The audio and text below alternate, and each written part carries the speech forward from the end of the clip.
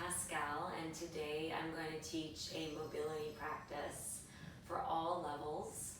This is just for your hips, and we're going to do a practice that's not traditional yoga. It incorporates a lot of Ken stretch or FRC, functional range conditioning. So for practice today, ideally have a block and either a blanket, a bolster, or a sandbag to sit on. And we're gonna start in a seated position with our feet facing forward. And we're just gonna rock the knees over to the left and then over to the right to warm up the joints. So you can go back and forth any way that feels good. And we're just moving the femur in the hip socket. So this is going to be a great practice to warm up towards pigeon or double pigeon, fire log pose, or Gomukhasana. So we're going to focus on internal and external rotation. So fire log, pigeon, and Gomukhasana require external rotation. And then we will also do Virasana, which requires internal rotation. We'll talk more about that. So we're gonna come onto the right leg to start in 90-90. So that means that the right knee is 90 degrees and the left knee is 90 degrees. So the shins are perpendicular to each other, and you wanna make sure the right knee is coming straight forward from your hip. So to start, you might feel like you're leaning too much on the right side, and if that's the case, it's just gonna take some time to open up the back hip. So you might put your hands on blocks on either side of you just to prop yourself up a little higher. So you're welcome to do that. You also might sit with a blanket or something underneath your right hip. And you could try that anyway. It might feel like it gives your pelvis a little bit more of a rotation forward. And I recommend actually doing this practice that I'm gonna teach both ways. You might do part of it up on a blanket and part of it directly on the floor. So try it both ways and see what feels good for you. But the most important thing is that we are being active in this pose. So the right knee is pressing down into the ground. And what that is teaching is both external rotation and abduction. So we're moving the thigh away from the midline. It's like the thighs are rolling out. We're focusing on the front leg right now. So pushing the knee down, the shin down, the thigh down and out. We're gonna start to hinge forward, keeping that action of pressing down. So there's nothing passive here. This is an active stretch. And you'll come back up. So let's do 5 of these. This will be 2. You can exhale to go down and inhale to come up. So you're not really gonna feel what's happening if you're not pushing down. So you're really teaching the thigh to work and to activate in this external rotation. So I get some shaking when I come up, as you might see in the video, because I'm really, really, really activating this whole back line. I can feel it from my outer hip, my buttocks, my outer thigh, all the way down.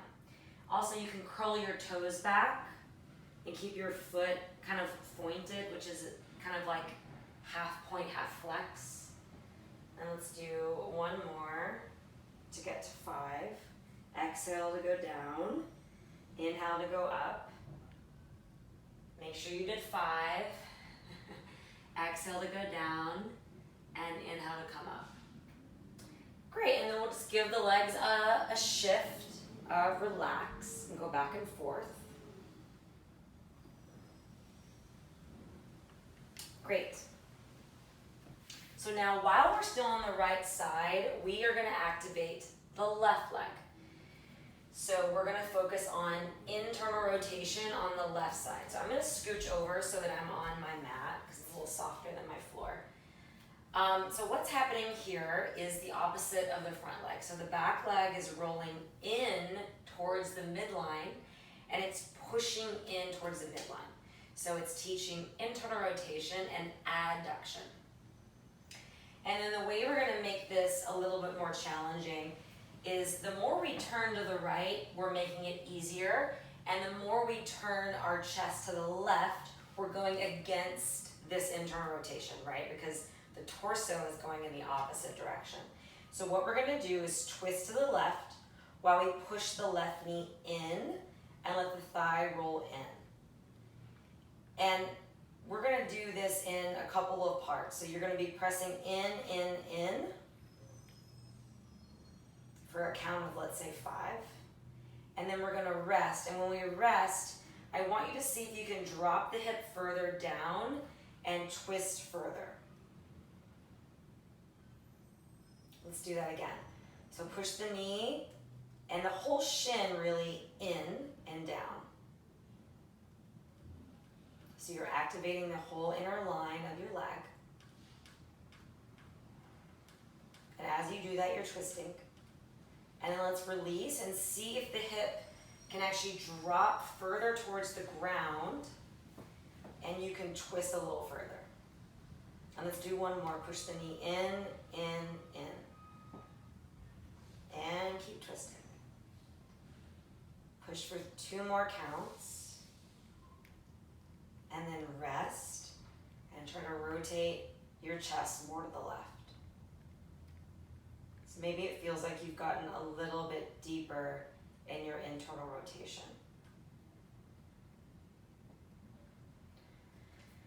Okay, so let's see if we can just sit up for one more moment in this shape. Push the right knee down. Let's go back to the front knee one more time. Externally rotating the front leg, sitting up tall, and pushing the left knee in as well. So let's activate both at the same time. So press the right knee down, press the left shin down, and see if you can sit up tall. If it's hard to sit up tall, please put blocks underneath your hands. Everything's super active for 2 more breaths. Pushing down, down, down, sitting up tall in your spine. Great, and then let's rock it out. Windshield wiper the knees, left and right. So good, so I feel that so much, and now we have to do it all on the other side. So come onto your left, 90-90. So a little geometry lesson. This is 90 degrees in the right knee, which is the edge of a square. 90 degrees in the left knee. So the left hip is coming straight forward, or the left knee is coming straight forward from the hip. So it's not over here, yeah? You following? And the right knee is going directly to the right, perpendicular to the front thigh. 90-90, edge of a square. So press into your back foot, press into your left foot, and sit up tall for a moment. And again, make it even. So if on the other side you set up on your blanket, you can do that here. And again, you can try it both ways. Neither is wrong or right. It's just gonna tilt the pelvis in a little bit of a different angle, which will change the stretch slightly. And it's good to do it both ways. So now we're gonna focus just on the left leg in this external rotation. So the thigh is rolling out, and you could even maybe adjust yourself to feel that really happening. The thigh is rolling out, and you want to feel that the whole shin and thigh are making contact with the ground. So again, if you need to sit up taller to activate that, please do so. And then we're going to exhale to go down, pushing the thigh down the whole time, going as low as you can without losing the activation. And then you inhale to come up. 4 more like that. Exhale, go down. You can undulate your spine a little bit if you like. Inhale, come up, pulling the belly up. Okay. Exhale, you go down. Try to lengthen the spine, not rounding. Inhale, you come up. Exhale, down. Keep everything active. You'll feel fatigue. I feel fatigue. That's a good sign. Inhale, come up. Last one. Make sure you do 5. Exhale, down. Inhale, up. Beautiful. Let's roll it out. Go to the left, go to the right.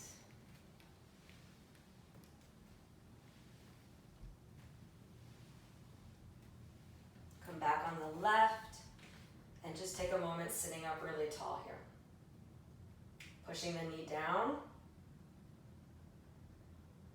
and relax. Okay, so now we're gonna do the back side. So again, the back leg is internally rotating, and we're gonna make this more challenging by twisting towards our back leg. Try to keep the left thigh still grounded on the floor, and make sure the whole right side, the inner shin, is pressing down. So start to activate. Push the right knee down for 3 counts as you twist. Active, active, active. And then rest and let your chest twist more and drop your hip more if you can. Good, let's do it again. Press the knee down so you'll feel a slight lengthening of your tailbone. You're squeezing your glutes. You'll feel your whole thigh turn on and activate. Keep twisting and rest. See if you can twist deeper. Let the hip drop. One more. Push the knee down. You're rolling the thigh in. You're twisting against that, the opposite direction. You might feel some shaking. And let's rest. Let your hip drop and twist. Good, let's let it go and roll out the hips. So we're keeping the joints warmed up. We're taking some active moments and some more passive moments. And now we're just gonna go a little bit more passive back to the front leg. Let's go to the right knee. So we already did this active pushing the shin down. Now let's just walk the hands forward and see if we can get the forearms past the shin. You can always, again, put your elbows on something, lock, bolster, if you want a little extra lift, see what's available. And you can take time here to go active and passive. So let's do that together. Press the right knee down, down, down, active external rotation. And then release. Again, push the knee down, down, down the whole shin. Feel the outer leg light up, and then release. Good, and then we're gonna put the right hand down, take the left arm up, breathe in. As you exhale, we're gonna do a twist. Lower the left elbow in front of the knee. Inhale, come up. Exhale, twist. So you're making this a little more challenging here. Inhale, lift. Exhale, twist. Inhale, lift. Exhale, twist. Good, and then come all the way up and then twist over to the right. Fingertips can be outside the thigh. Keep the right leg active. Let's go to the other side. So again, just being a little bit more passive here, hinging forward, letting yourself drape over. So it's almost like the front of a pigeon, except we're in a perfect 90-degree angle. See what's available. See if you can get the elbows past the shin. You can also use your bolster or block. And then let's activate it. Push the knee down, down, down. And then rest. Maybe you'll go further into it. And then again, activate. Push the knee down, down the whole thigh. Feel it light up, feel it active. I'm shaking a little. And then let it go. And then come up. We're gonna take our twist. Inhale the right arm up. Exhale, lower the elbow in front of the knee. Inhale, come up. Exhale, we twist. Inhale, come up.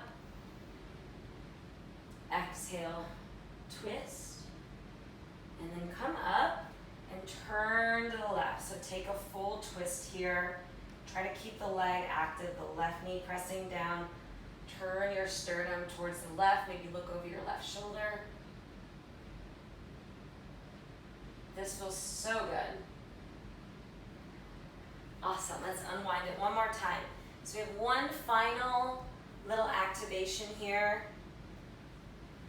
Last challenging bit in our sequence, and then I'll show you where you can go from here. So we're going to come into a little bit more of a tighter angle in the shins. So instead of 90-90, we've got more of a small triangle here. And then what I want you to do is, you can also add a kettlebell if you want to make it really challenging. You can hold a weight. You can hold your sandbag. You don't have to do that. You can make it more challenging by taking your arms up. You could also have your hands on your hips, but ideally we're not using our hands. I want you to see if you can just press into your shin and lift up. And we'll lower down.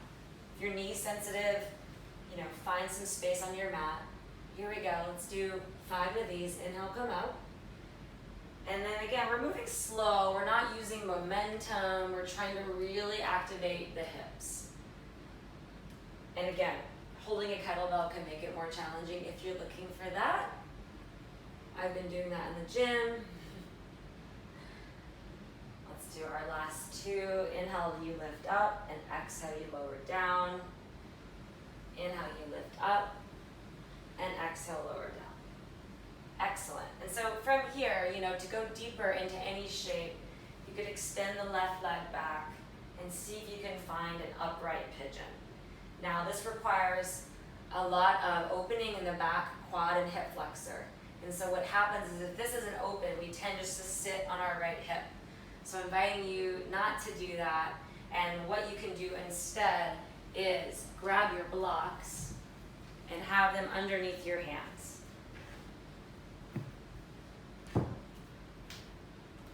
And if you don't have those today, you can use anything else that's higher up. You could put your hands on a plant or anything that's nearby. And over time, if you feel strong enough, you won't need your hands on the floor. You could reach your arms up, and you'll feel that that is teaching the thighs, the muscles of the legs, to hold the shape. So in yoga, we really need both. We need activation, and sometimes we can also do more yin and restorative, where we're really letting the muscles rest and we're letting the joints just deepen into a shape. So both are great. So that's kind of, I think, pigeon is somewhere you can go after this sequence. You also can work towards fire log and gomukhasana, which we'll do next. So we're going to go to the other side and do our active lifts on the left. So you can inhale to lift up and exhale, lower down. And really activate your feet. So the whole front line of the front leg and outer line is working. And inhale, lower. 3 more. Inhale to lift. And again, arms could be up or on your hips, whatever feels good. Inhale, lift. Exhale, lower. Inhale, lift. Exhale, lower. And again, let's try to slide this right leg back and see if we can find an active pigeon. So you could use the blocks to really find good alignment. So the right knee is not rolled out. It's straight down. You're on the front of the back thigh. And the left knee can be a little bit left of center. And once you feel stable, you can reach the arms up. So it's a slight back bend in this right hip. And then again, if you wanted to come forward for a few breaths, put the elbows down, you can rest.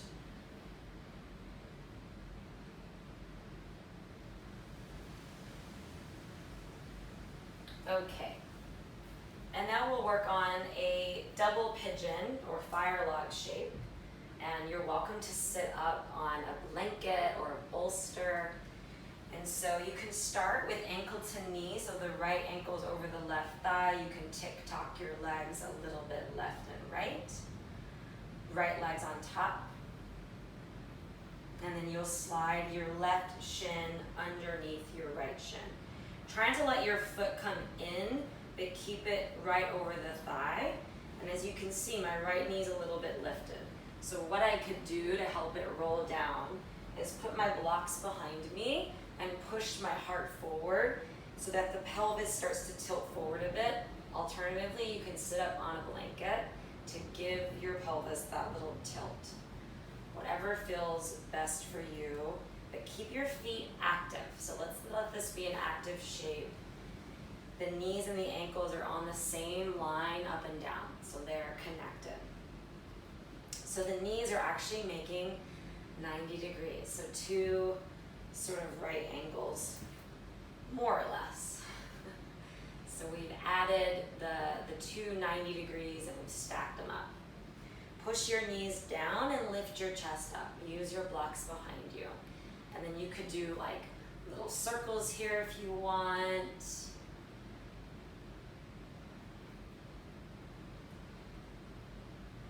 You can start to hinge forward if you would like to come into a forward fold.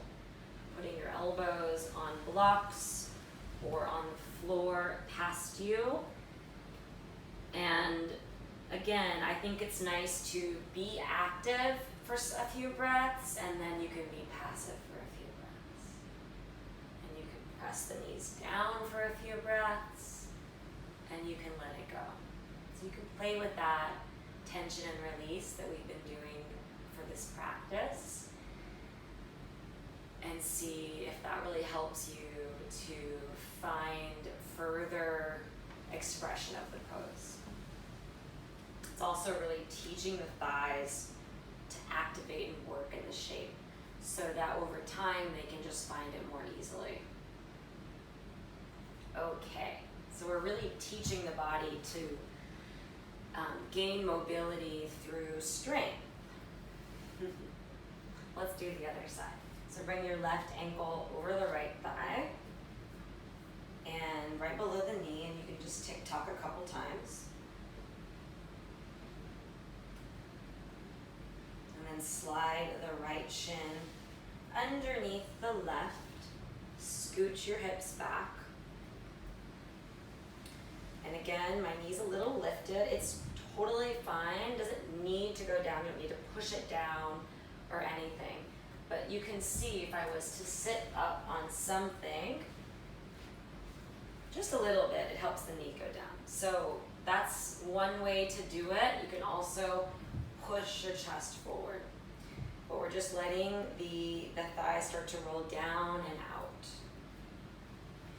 And we can take our little circles here if you like.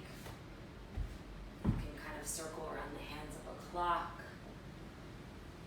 Try to keep the thighs active the whole time.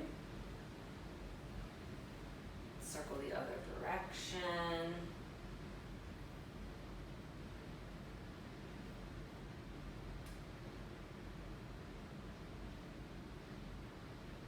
And then you can hinge forward any amount. And this is not a super long practice. You can obviously hold these shapes a lot longer and take some time to sit in them in a more restorative fashion as well. Let's play with activating. Push the knees down. You can't really see it, but I'm doing it, and then release.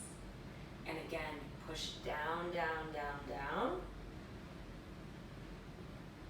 And release. Keep the feet active. One more time. Push down, down, down, down. Roll the thighs out. And release.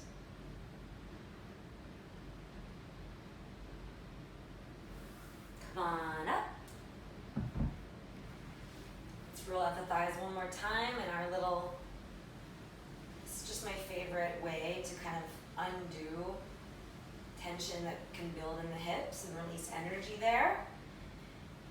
Okay, and I just want to explain a little bit. So a lot of these poses we just did recently were external rotation. So we're doing the thigh going out for our double pigeon and for regular pigeon. So the back thigh is turning in a little bit for pigeon, right? It's more neutral or internally rotated. And so we're going to do one more pose that is supporting our internal rotation. So that is Virasana. So the thighs are rolling in and the feet are outside the thighs, right? So anytime your foot is inside the thigh, you're externally rotating. Anytime your foot's outside, you're internally rotating. So this is really helpful to move towards back bends, like dancer's pose, a standing pose. Anytime that you're grabbing your foot from behind, this is often where you want to be. And so you can start in this pose with a block really high, or even 2 blocks stacked up. And this is a great pose to sit in to meditate. This is how I personally sit when I finish a practice to meditate or do breath work. But it's good to do both. So I just wanted to show this to you so you know kind of where this sequence can lead you to, especially if you're newer into the yoga world. And you can take your block lower. Some people like to sit flat on the floor. I don't personally love that, but you can also sit on a little blanket. And then, you can also sit on your feet. And this would be a little bit more neutral. It's not necessarily internal or external rotation, but we have a deep fold of the knees, and the hips are obviously folding as well. So try those, and you can also find ways to activate those, meaning you can simply move back towards it and come back up.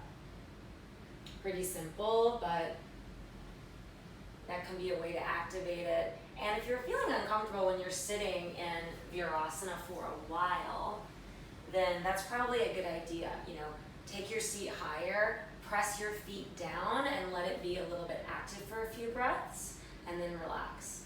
Obviously, when you're sitting and meditating, you're not activating the legs the whole time, but something to be aware of if you're having pain. And then, so obviously going deeper from there, there's reclining in this shape, which we're not going to really teach today, but just so you know what's available. So, and then for the very last thing I'll show you is a meditation that is external rotation. So, depending on what you're working on in your practice and how your body feels, you can sit in Virasana, which I just showed you, or you can sit with your shins crossed in Sukhasana, which is a little bit of external rotation. And you can always sit up on something here as well. And then the last kind of posture to sit would be bringing your knees really wide, so a lot of abduction and stacking your ankles one in front of the other. And this is often called perfect pose. So we'll sit here for our last few breaths to close this practice. So take whichever of these seats resonated with you the most and sit up nice and tall. So use something underneath your hips to elevate your sit bones if that feels good. And you'll feel that your spine can sit up tall without any effort. And that's how you'll know that your seat is well organized.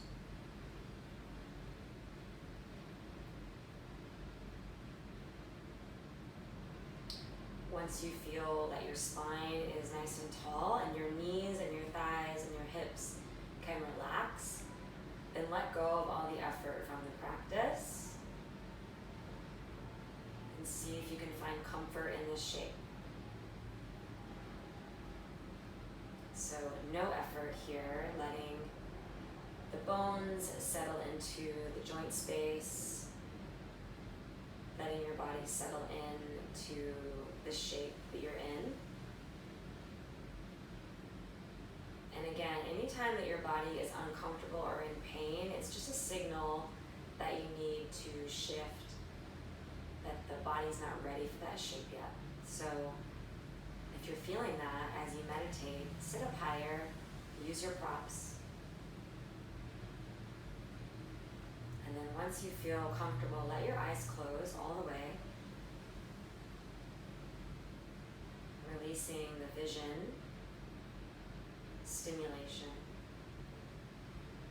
And so when your eyes close, see if your inner vision can open wider. Noticing how you're feeling. And tune into the breath that is animating your body right now.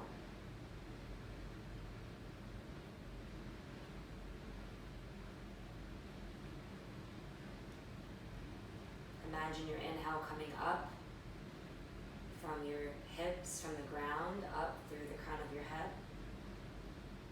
expanding you in all directions. And feel your exhale falling back down and out, a letting go. So your inhale expands and energizes the system, clearing space. And your exhale falls down and out, releasing tension and anything you don't need. Take a full breath in and a full breath out. Bring your hands together to honor your practice. Namaste.